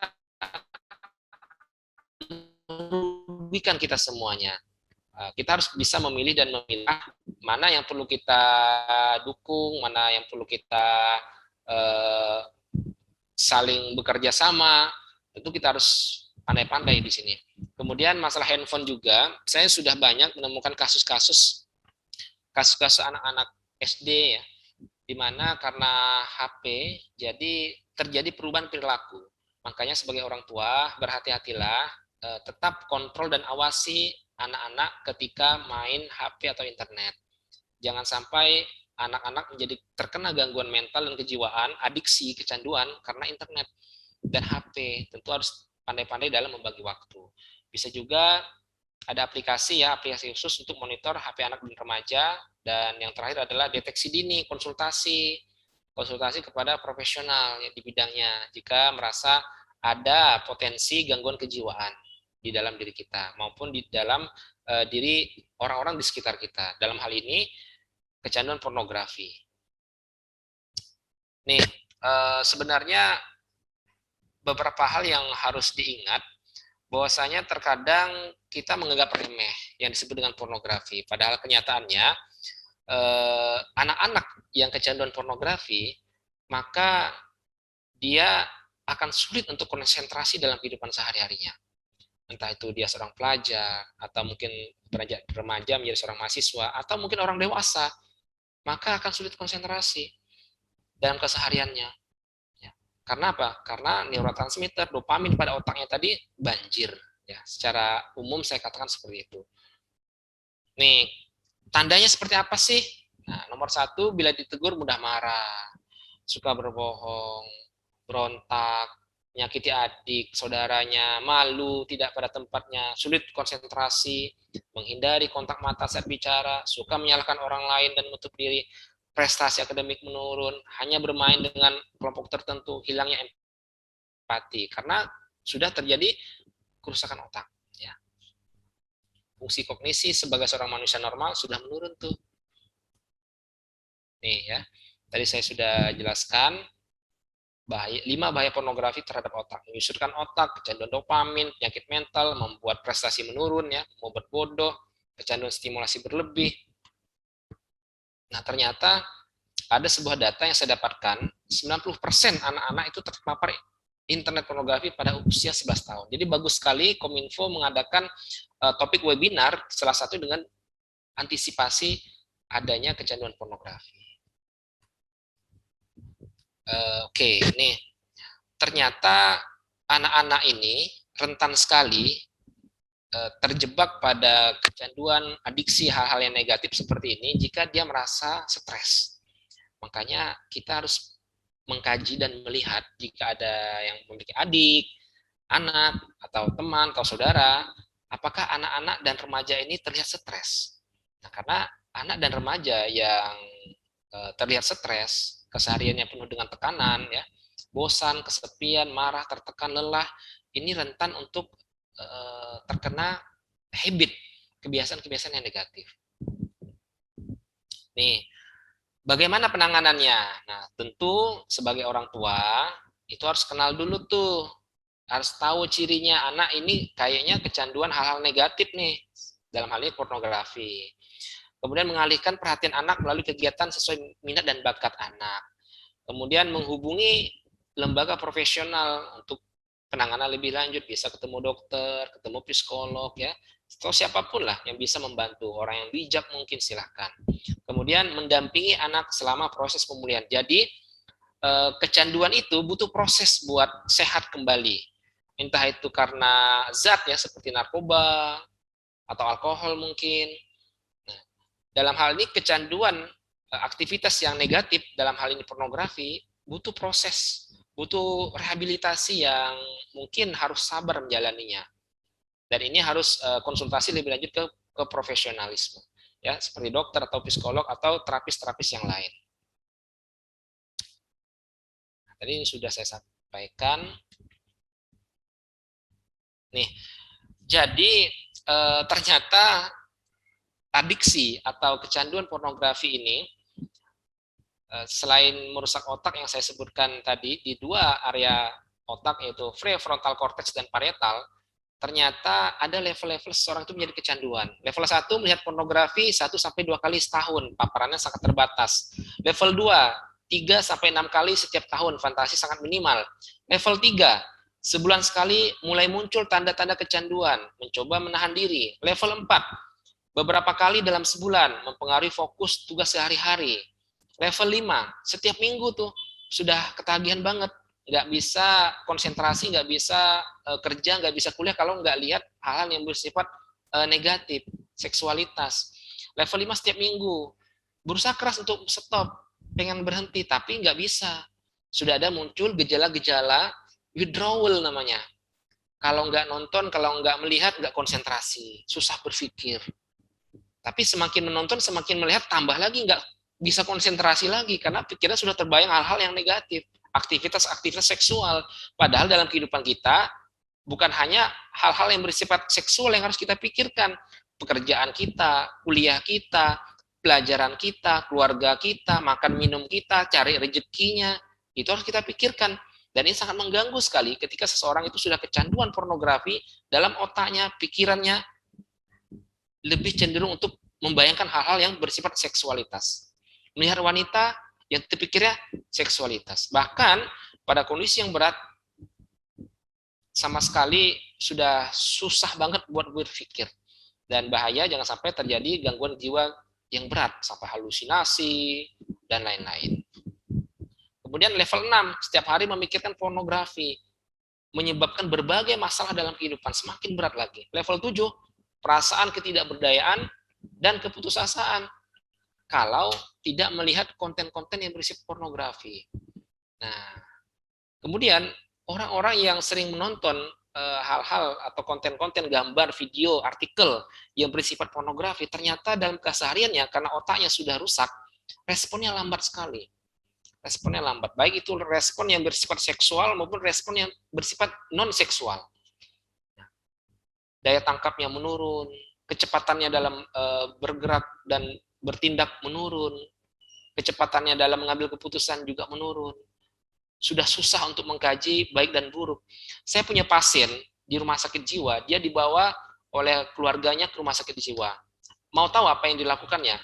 Dia Dr. Dani, saya potong sebentar, waktunya sudah habis. Silakan untuk diakhiri. Terima kasih.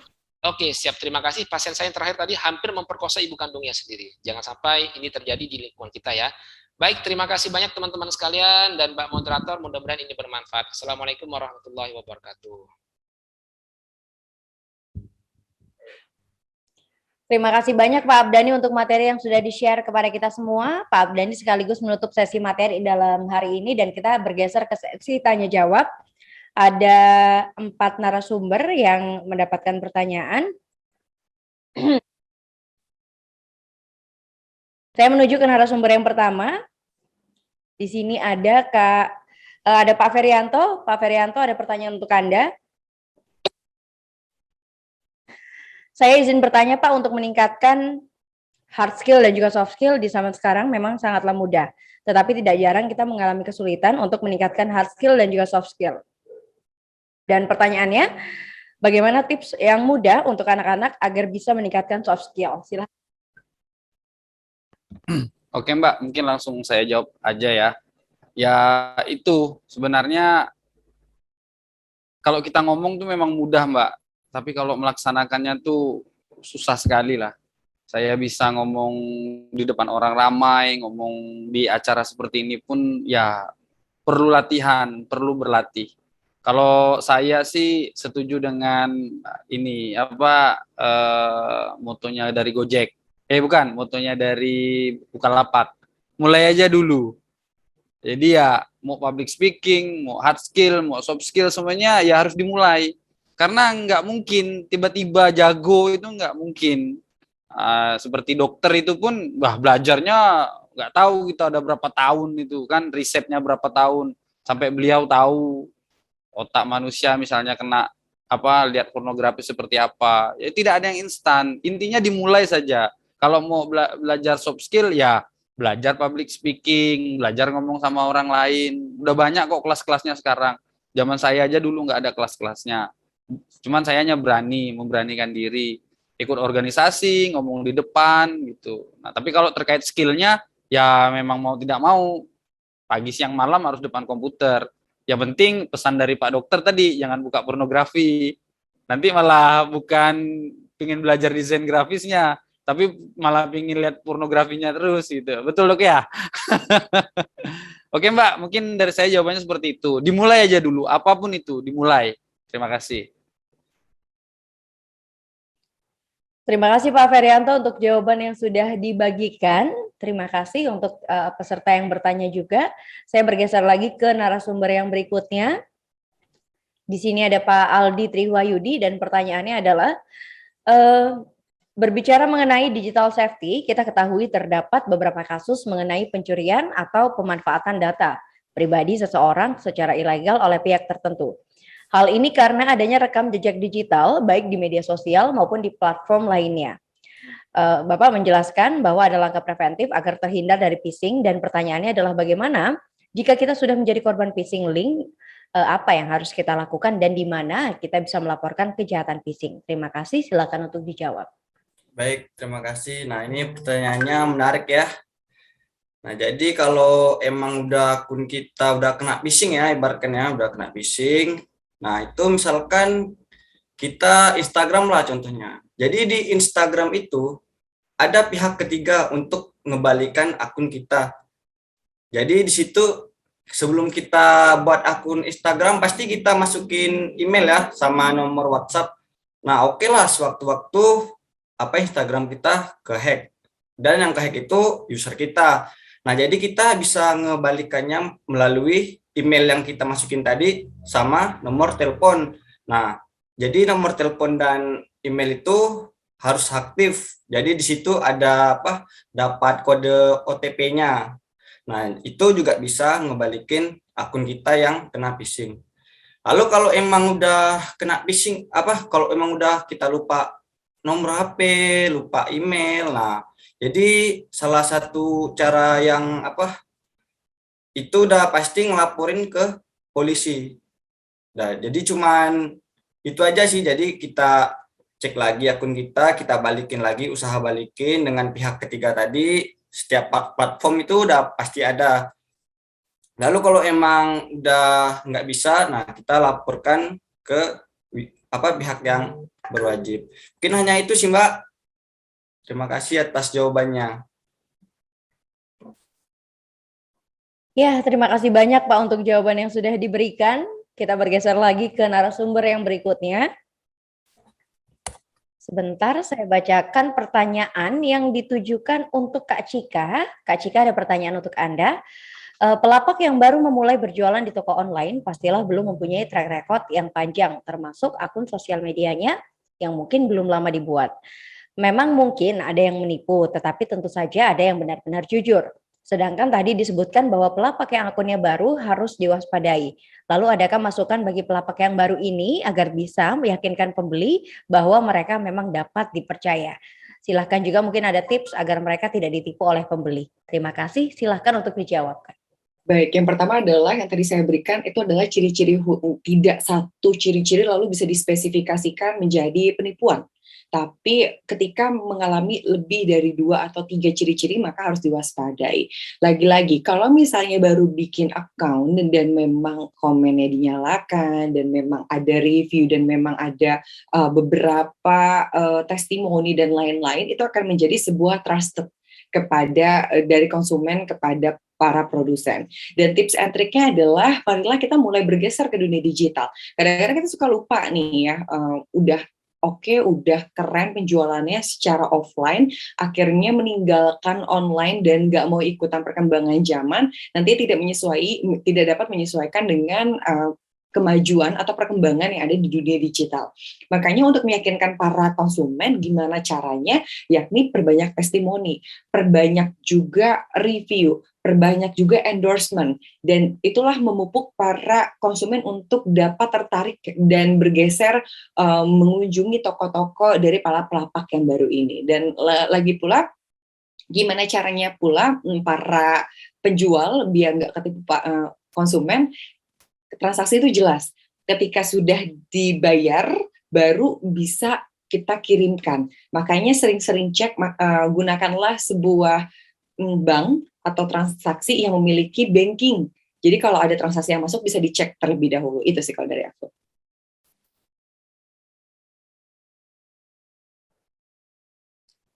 Oke, terima kasih Kak Cika untuk jawabannya. Semoga juga cukup menjawab tadi pertanyaan yang diajukan oleh Bimo Haryo kepada Kak Cika bagaimana seorang pelapak baru begitu harus bergeser ke online dan bagaimana membuat agar para pembeli bisa percaya bahwa ini adalah lapak yang dapat dipercaya.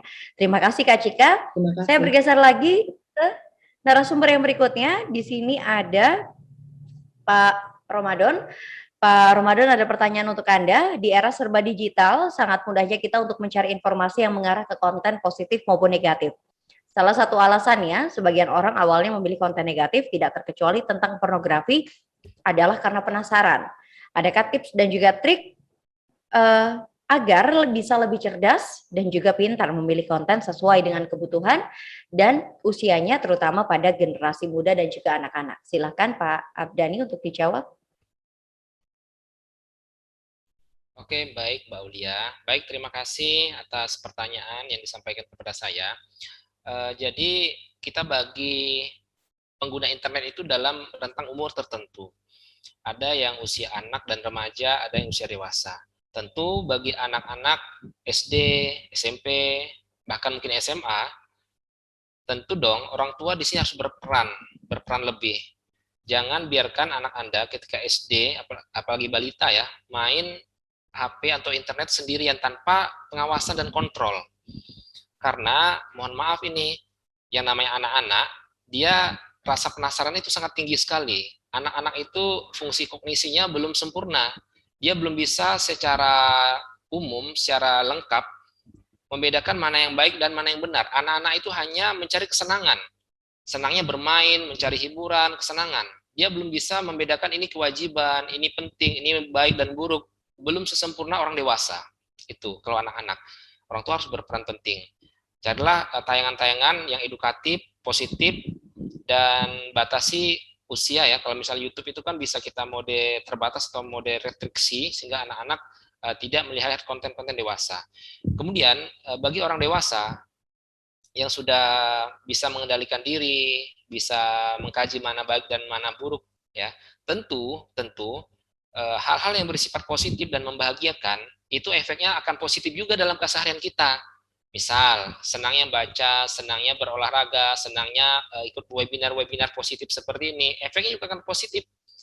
Efeknya semangatnya tinggi, skillnya semakin baik, dan mudah-mudahan semangat tinggi, ilmunya bagus, skillnya semakin bagus, sehingga produktif dalam keseharian, dagangnya laris. Ya, tapi yang namanya konten negatif seperti pornografi ya, membahagiakan bagi sebagian orang karena dopaminnya itu terstimulus, adanya dopamin di otak kita ketika lihat konten porno itu membuat seseorang akan membahagiakan. Tapi konten negatif ini efeknya juga menjadi negatif dalam keseharian. Susah konsentrasi, susah berpikir, susah merencanakan, susah produktif. Kuliahnya prestasi menurun, belajarnya juga malas-malesan, senangnya menyendiri. Itu harga yang harus dibayar mahal bagi seseorang yang sudah kecanduan pornografi. Makanya ini adalah alarm bagi kita semuanya. Wah, aku harus meninggalkan nih kebiasaan kecanduan pornografi seperti ini, karena imbasnya sudah sangat negatif dalam keseharianku. Aku semakin mundur ke belakang, kuliahnya semakin gak beres, kerjaan semakin gak beres. Pengen belajar bagaimana cara bisnis yang baik, malah buka-buka konten pornografi. Kapan majunya kalau seperti ini? Maka ini adalah alarm, pengingat bahwasanya kita harus stop, harus beralih mencari kesenangan yang positif. Ya, sekian dari saya, Mbak Ulia. Terima kasih banyak Pak Abdani untuk jawaban yang sudah diberikan. Keempat narasumber sudah memberikan jawabannya masing-masing untuk kita semua. Semoga juga cukup menjawab teman-teman peserta yang mengajukan pertanyaan, dan juga mungkin para narasumber bisa menulis nama, email, dan sosial medianya melalui kolom komentar sehingga para peserta yang bertanya tapi tidak dibacakan dan juga tidak terbaca pertanyaannya bisa bertanya langsung kepada Anda. Dan sesaat lagi akan saya umumkan nama-nama calon pemenang, masih calon pemenang ya, belum tentu menjadi pemenang. Tentu masih ada verifikasi lebih lanjut yang akan dilakukan oleh panitia di sini. Yang pertama adalah Angelina Putri, lalu ada Teddy, ada Erika Mulia Arsi, ada Bimo Haryo, ada Jackie, ada Setiawan, ada Roba Inzul, ada Muhammad Rizky, ada Yoki Firmansyah, dan yang terakhir ada Yudika Haris Solin. Silahkan nama-nama tersebut untuk berkirim data ke admin Q&A untuk dilakukan verifikasi lebih lanjut menyoal data yang Anda berikan. Baik, teman-teman peserta, teman-teman narasumber, kita sudah melalui seluruh rangkaian acara. Sebelum acara ditutup, boleh saya minta Anda semua untuk menyalakan kameranya, kita foto bersama. Tidak hanya narasumber, tapi juga seluruh peserta. Saya berikan waktu 10 detik untuk bersiap. Sudah?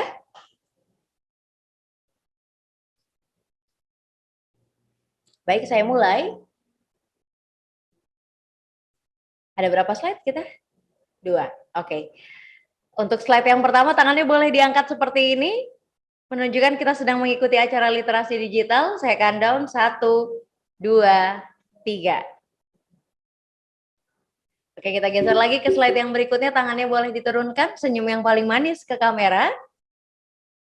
Bersiap, 1, 2, 3.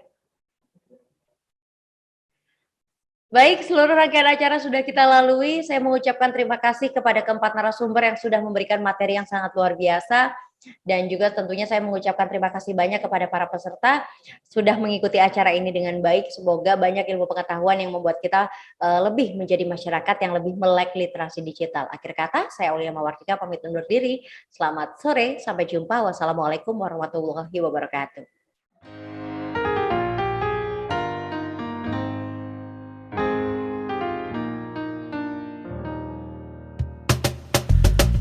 Tolong aku melolong, baca sosmed bikin aku bengong. Banyak berita isinya bohong, bikin orang jadi saling menggonggong. Seperti ada niat sebar kebencian, tanpa peduli akan ada kerugian. Seperti dapat munculnya permusuhan, karena tertipu jadi curigaan. Gue pernah baca hoax di sosmed yang jadi merugikan tukang trompet. Katanya trompet bisa bikin kanker, trompet sih cuma bisa bikin bibir doer. Sylvester Stallone dibilang mati, Brad Pitt juga dibilang mati, Mr. Bean, Jackie Chan juga dibilang mati. Seneng banget doain orang mati. Harusnya ada etikanya bermain sosial media. Tak bisa asal mengirim tanpa dipikirin, bisa fatal akibatnya. Bersihkanlah udara kita dari kebencian. Sebarkan saja cintamu untuk Indonesia. Wahai kepada pengguna sosmed, mari bersatu sampai lengket. Jagalah persatuan, jangan lobet. Hati-hati banyak tukang copet. Hey, jangan sampai salah posting, bisa bikin orang jadi pusing. Cek dulu itu penting, jangan jadi cepat terpancing. Gue pernah takut salah minum, karena bahaya buat tulang sumsum. Hampir semua merek disebutkan, gara-gara itu gue kehausan. Gue tertipu isu PKI, katanya jutaan sudah dipersenjatai. Akibatnya gue keluar biaya, bikin persembunyian bawah tanah. Harusnya ada etikanya bermain sosial media. Tak bisa asal mengirim tanpa dipikirin, bisa fatal akibatnya. Bersihkanlah udara kita dari kebencian. Sebarkan saja cintamu untuk Indonesia. Bersihkanlah udara kita dari kebencian. Sebarkan saja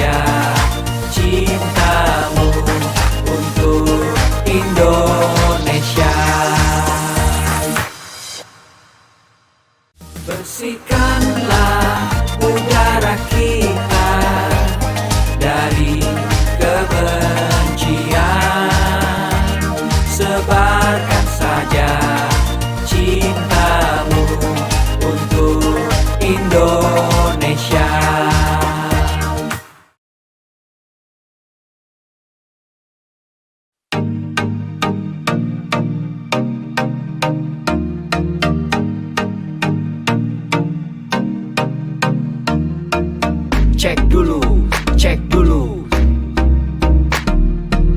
Cek dulu, cek dulu. Yo, kini saatnya kita harus tambah pintar. Jangan jadi orang yang mudah sebar-sebar, karena belum tentu itu berita benar. Kalau nggak ngerti, ayo belajar. Mulailah curiga jika sudah suruh-suruh. Sebarkanlah, hey, tunggu dulu. Periksalah kalimat, kok banyak tanda seru. Banyak huruf besar, mata gue jadi ngilu. Coba dicari beritanya dulu. Mendingan begitu daripada keliru. Apa untungnya sebar kabar palsu, daripada nanti kamu yang malu. Cek dulu, daripada nanti kamu yang malu. Cek dulu, siapa tahu hoax. Yup. Hello,